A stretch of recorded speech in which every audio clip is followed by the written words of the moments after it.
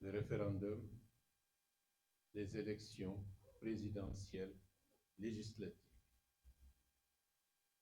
Parce que de ce point de vue, le pouvoir exécutif, le pouvoir législatif permettent de mettre en place les institutions judiciaires et le pays pourra, à partir de ce moment-là, être tout à fait dans l'ordre constitutionnel normal.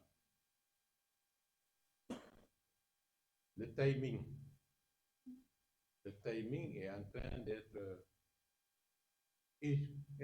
étudié parce que la principale difficulté que nous devons surmonter, c'est la constitution du fichier électoral.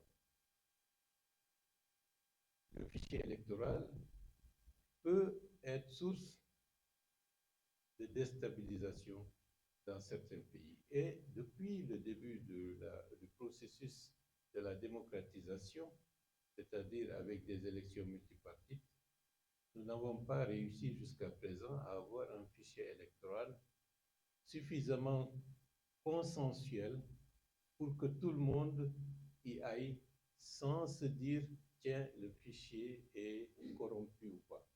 C'est la raison pour laquelle le fichier actuel est adossé au PNRAVEC, c'est-à-dire au recensement administratif à vocation d'état civil.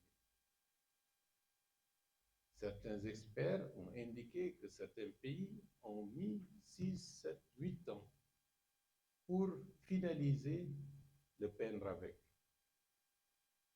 Nous sommes conscients de la difficulté et c'est la raison pour laquelle nous avons estimé que dans le contexte actuel, la constitution du fichier électoral du territoire, qui est en charge du processus de gestion du processus électoral, de convoquer le comité de pilotage pour que toutes les parties prenantes de ce processus puissent être effectivement informées de ce qui est en train d'être fait pour que nous puissions, de manière concertée, fixer les périodes permettant d'organiser le référendum et d'organiser les élections majeures, notamment la présidentielle et les législatives.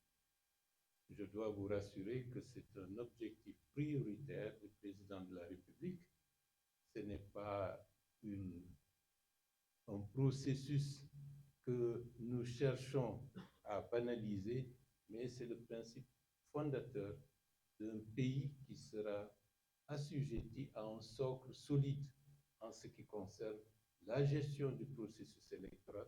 Et cette gestion du processus électoral, ce n'est pas pour les élections seulement à venir, mais c'est à partir de ce moment-là, ce sera pour toutes les élections qui seront organisées en République de Guinée. D'où la nécessité, pour la première fois, de faire en sorte que la carte d'électeur puisse être en relation directe avec la carte d'identité nationale, avec le passeport, avec toute la documentation susceptible d'identifier un citoyen de la République de Guinée à travers un seul numéro d'identification. Et c'est ça l'enjeu majeur qui fait que nous n'allons pas, en se précipitant dans ce processus, parce que cela nécessite technicité et nous n'avons pas le droit de faillir pour faire émerger ce fichier électoral tout en allant dans le sens, disons, de